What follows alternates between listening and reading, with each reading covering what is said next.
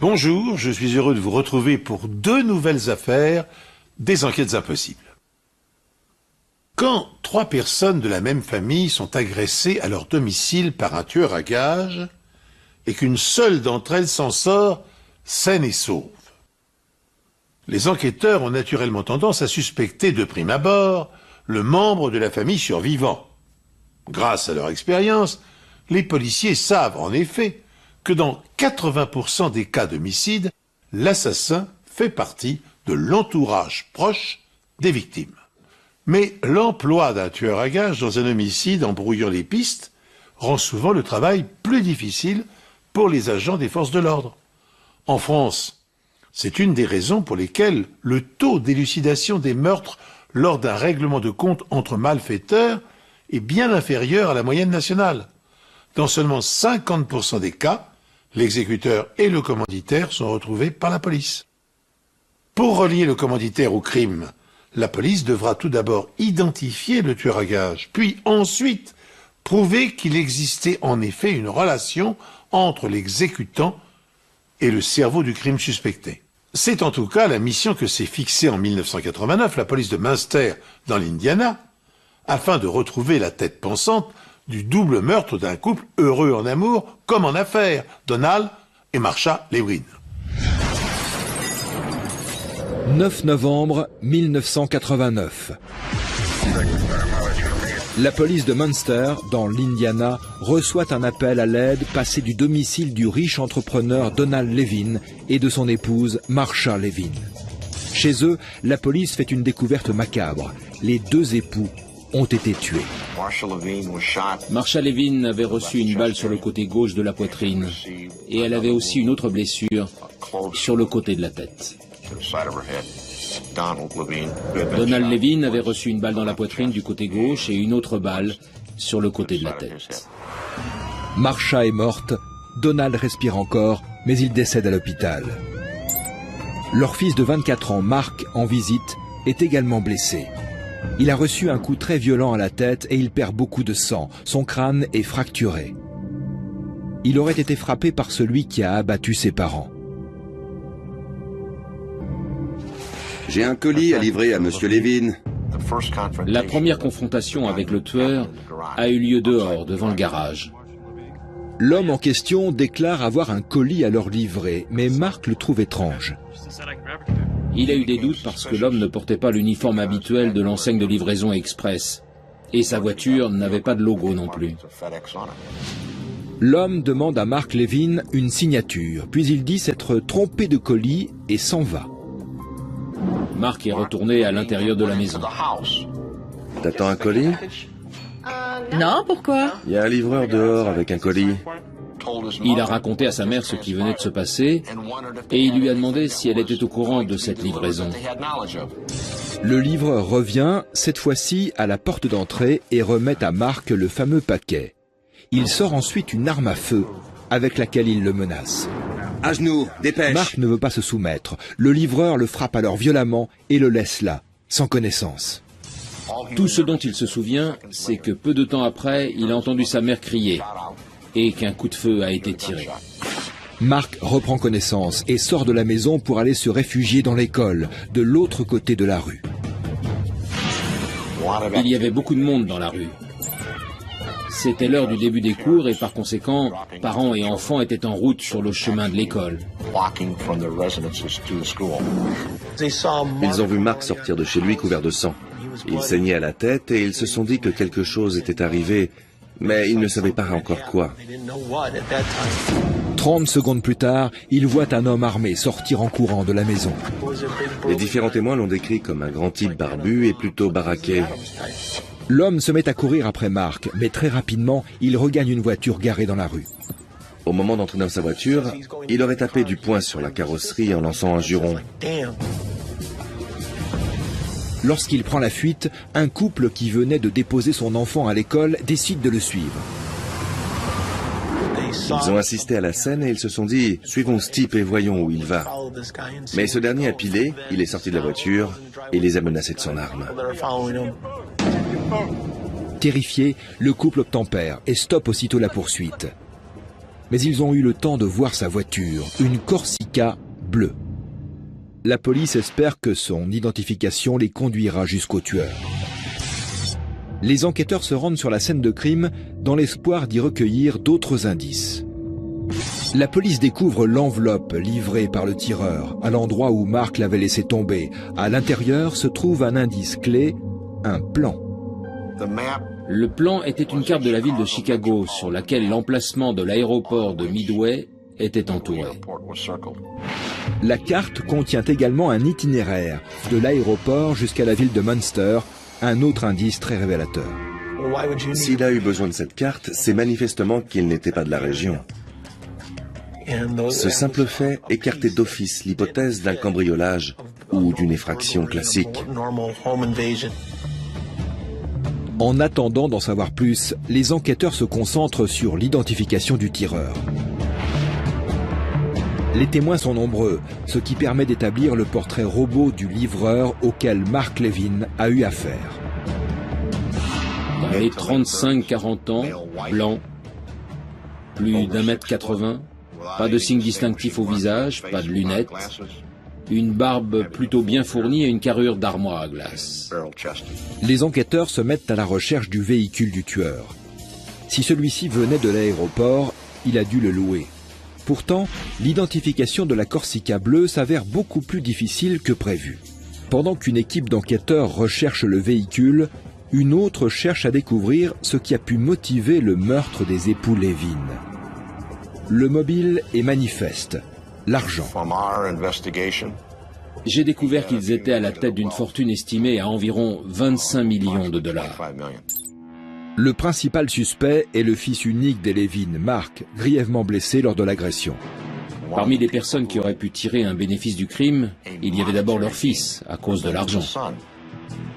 Pourquoi avait-il survécu alors que ses deux parents avaient succombé? On se posait des questions. On se demandait pourquoi lui seul s'en était sorti. Y avait-il une raison à cela? C'était quand même louche. Et si le fils Levin avait engagé quelqu'un pour se débarrasser de ses parents? Mais tout indique que Mark entretenait de bonnes relations avec eux. Et il semble très affecté par cette perte. Le gamin était complètement anéanti, pour ne pas dire dévasté. De plus, sa blessure à la tête est trop grave pour qu'il puisse s'agir d'un coup monté. Un bon centimètre. Quelques petits millimètres de plus et Mark y passait aussi. S'il avait été frappé un peu plus fort ou ne serait-ce qu'à un endroit légèrement différent, il serait mort lui aussi. En réalité, Mark continue d'avoir très peur pour sa vie. Il a presque aussitôt commencé à se cacher. Il n'est pas allé aux obsèques de ses parents. Ses gardes du corps, sa famille et ses amis, tous lui ont fait comprendre que c'était trop dangereux pour lui. Mark Levin est mis hors de cause. Mais si ce n'est pas lui, qui cela peut-il être? La police s'intéresse à la vie professionnelle de son père. Il avait des intérêts commerciaux et des sociétés immobilières dans l'Illinois, en Californie et dans l'Arizona. Quelqu'un aurait-il eu un intérêt à le tuer? Donald était quelqu'un de très direct. Il avait un certain franc-parler et pouvait se montrer très agressif. Certains l'auraient décrit comme un tyran en affaires. Je crois que Donald déplaisait à un grand nombre de personnes dans son entourage professionnel, au point que certains finissaient par être carrément dégoûtés. Elke Flevel travaillait dans l'une des sociétés de Donald Levin, une société immobilière et de gestion de biens basée à Phoenix, dont il avait confié la gérance à son frère Robert. Plusieurs fois, je l'ai vu prêt à sauter à la gorge de quelqu'un qui l'avait contredit. Les enquêteurs décident de contacter le frère de Donald, Robert. Robert était à Phoenix. Il a tout de suite pris un avion de Phoenix à Chicago. Puis il s'est rendu jusqu'à Munster dans l'Indiana. Robert Levin passe plusieurs heures avec la police à essayer de les aider. J'espérais qu'il nous dise qui, selon lui, aurait pu être derrière le meurtre de son frère Donald et de sa belle-sœur, Marsha. Robert raconte que plusieurs personnes avaient des raisons d'en vouloir à son frère, y compris des gens auxquels personne n'aurait pensé. Il a évoqué le crime organisé à New York. Il nous a parlé d'un certain ressentiment ou d'une rancune de la part d'anciens associés de Donald Levin. Il avait été en affaire avec eux et on peut dire qu'ils étaient jaloux de sa réussite. La mafia, d'anciens associés, se pourrait-il que Donald Levin ait été la cible d'une bande organisée ou l'objet d'une jalousie meurtrière? Est-il possible que sa réussite lui ait coûté la vie? Il a fallu qu'on fouille dans toute la vie des Levin et qu'on sache avec qui ils avaient eu de gros différends. On avait mis 4 agents sur l'affaire. Ils ont été occupés, disons, 16 à 18 heures par jour pendant des mois. Tous ces efforts ne donnent rien. Ils ne retrouvent pas la voiture ni aucune piste du côté de la mafia ou de ses anciens associés. Ce travail n'a abouti à rien du tout. Puis, un appel fait prendre une nouvelle direction à l'enquête. Un jour, on a reçu un appel d'une agence de location de voitures qui disait ceci. Concernant votre demande de recherche, on a trouvé 5 ou 6 Corsica loués sur cette période. Les enquêteurs se mettent à éplucher les contrats. Un nom leur saute aux yeux. Le contrat a été signé Robert Levin. C'est le frère cadet de la victime. Robert Levin était censé se trouver à Phoenix. C'était le frère de Donald et le beau-frère de Marsha. Il ne pouvait pas avoir loué une voiture à 11 h du soir la veille du meurtre. Cependant, même si le nom, l'adresse et le numéro de carte bancaire indiqués sur le contrat sont bien ceux de Robert Levin, un élément ne colle pas. Toutes les coordonnées étaient celles de Robert Levin, sauf le numéro de téléphone fixe. Le numéro de téléphone indiqué n'était pas celui de Robert Levin. Les enquêteurs ont vérifié cette information et ils ont découvert que c'était celui d'un dénommé Bruce McKinney. Ce nom ne dit absolument rien à personne. Dès qu'on a retrouvé son nom, on a vérifié son casier et on a appris qu'il avait été arrêté pour possession de marijuana avec intention de la revendre et on a sorti sa photo. Bruce McKinney est un homme barbu, plutôt costaud, qui ressemble en tout point à l'homme que les témoins ont vu sortir armé de chez les Levin. Là, je me suis dit, c'est notre homme. On le tient. Quand il compare les empreintes digitales de Bruce McKinney avec celles de l'enveloppe abandonnée sur la scène de crime, ce sont aussi les mêmes. C'est donc forcément McKinney, le tueur. Il n'avait aucun antécédent de violence familiale, ni de coups et blessures. Il n'avait jamais tenté de commettre un meurtre. Et il n'y avait rien dans son dossier concernant la détention d'armes. Et dans ce genre de crime, ce n'est pas ce type de suspect qu'on a affaire d'habitude. Pourquoi McKinney était-il subitement passé de petit délinquant à meurtrier? Et pour quel motif aurait-il voulu tuer les Levin? Il n'y avait aucun lien direct entre Bruce McKinney et Donald et Marsha Levin. Vraiment aucun. On ne voyait pas ce qui avait pu pousser quelqu'un de Phoenix dans l'Arizona à traverser la moitié du pays pour commettre ce meurtre brutal. Les enquêteurs découvrent que si McKinney n'a aucun lien avec Donald et Marsha, il travaille pour quelqu'un qui, lui, en a, le frère de Donald, Robert. Sa carte bancaire a servi à louer la voiture qu'il conduisait le jour où il a tué Marsha et Donald. Plus on creusait, plus il devenait évident qu'ils entretenaient des liens étroits. À plusieurs reprises, ils s'étaient vus en privé. Ont-ils manigancé ensemble le double meurtre des Levin? À qui leur mort pouvait-elle profiter? Si les 3 cibles étaient mortes, à Robert Levin. Les enquêteurs découvrent ensuite que quelques mois avant le drame, Robert Levin s'est définitivement brouillé avec son frère Donald. Pendant l'été 1989, Donald Levin s'est rendu à Phoenix pour se pencher sur la comptabilité de l'entreprise. C'est ainsi qu'il avait découvert que son propre frère, Robert, avait détourné la somme colossale de 250 000 $ de l'entreprise dont ils étaient tous les deux propriétaires. Donald était littéralement foudrage. Donald, tu vas le regretter, crois-moi. Donald va alors rétrograder son frère et lui retirer son statut d'associé.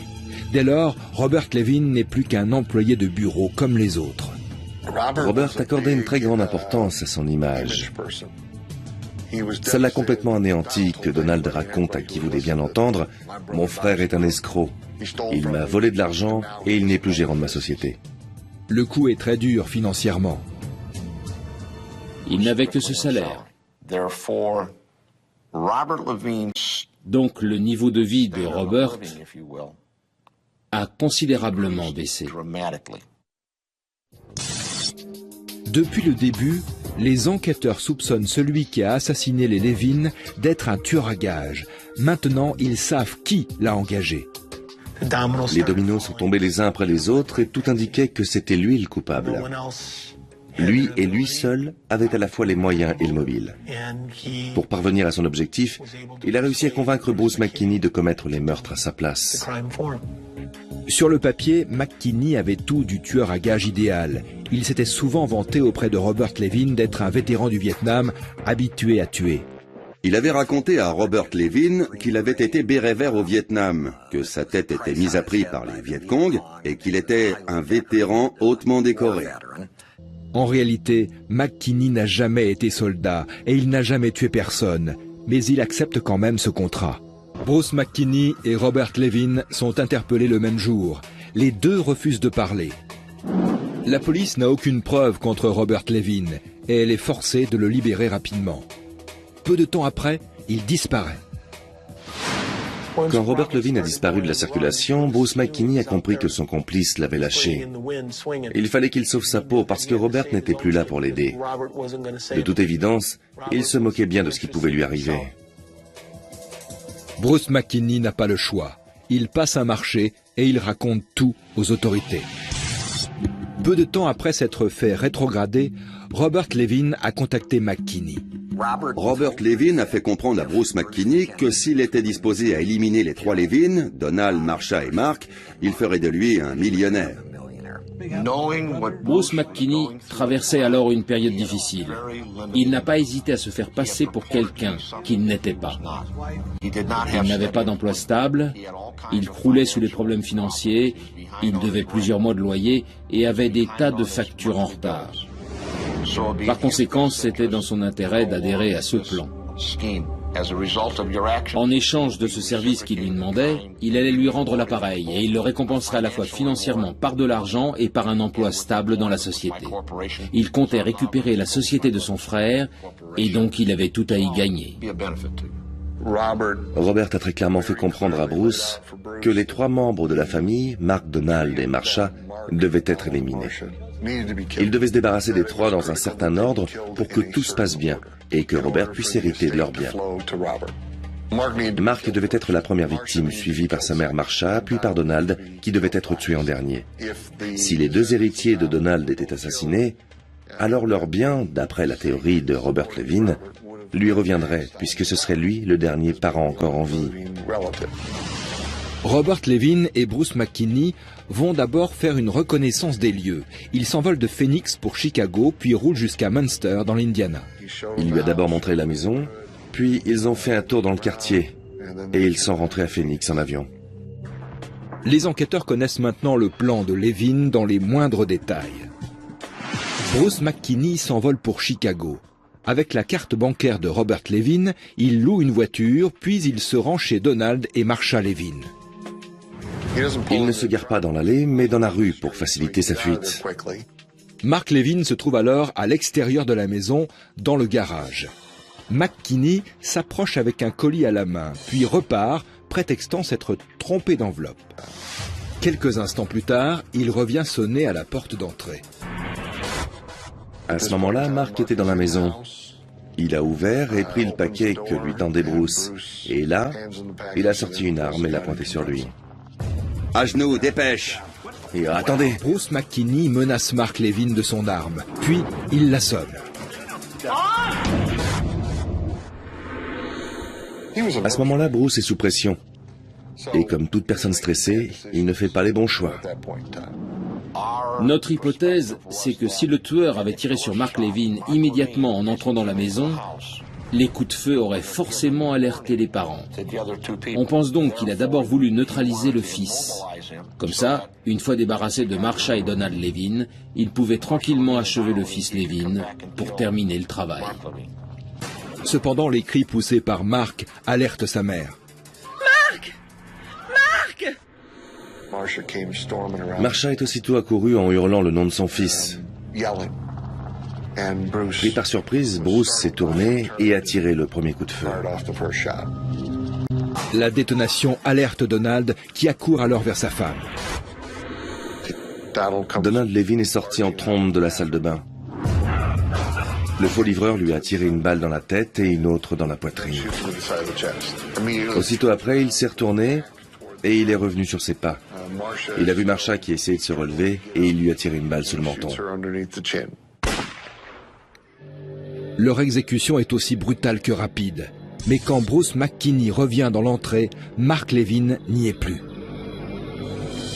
Maintenant que les enquêteurs disposent des aveux complets de Bruce McKinney, ils montent un dossier solide contre Robert Levin. Son arrestation n'est plus qu'une question de temps. Être un fugitif, c'est compliqué. Il faut avoir des ressources et aussi des contacts. Il faut toujours être sur ses gardes. C'est une vie très, très difficile. Manifestement trop difficile pour Robert Levin. Après 2 mois de cavale, il finit par se rendre aux autorités californiennes. Il est mis en détention et inculpé de meurtre. Robert Levin était vraiment persuadé qu'il pouvait commettre un triple meurtre et s'en tirer sans être inquiété. Comment lui est venue cette idée? Je n'en sais rien. Robert n'était pas quelqu'un de très futé. Il a commis beaucoup d'erreurs dans cette affaire. Mais il avait toujours été privilégié, favorisé, gâté par la vie. Alors il s'est dit qu'il pouvait tuer sa famille sans avoir à en subir les conséquences. McKinney, qui avait passé un marché avec la police en acceptant de témoigner contre Robert Levin, a obtenu l'immunité des juges fédéraux et de l'Indiana. Il a reconnu avoir tué Donald et Marsha sur l'ordre express de Robert Levin. En revanche, il a déclaré au jury qu'il s'était trouvé dans l'incapacité de tirer sur leur fils, Mark. McKinney a en effet expliqué qu'il avait été saisi d'un sursaut d'humanité lorsque Mark était sorti du domicile de ses parents. Et puisque Robert Levin n'était plus à une trahison près envers sa famille, il passa la plupart du temps de son procès à essayer de désigner le jeune Mark comme le commanditaire du double homicide. C'est lui qui avait le plus à gagner financièrement dans cette affaire, plaida-t-il. Mais le jury ne s'y laissa pas prendre et condamna Robert Levin à 3 peines de prison à vie. Le monstre est désormais derrière les barreaux à la prison fédérale de Florence, dans le Colorado, l'une des institutions les plus sécurisées du pays.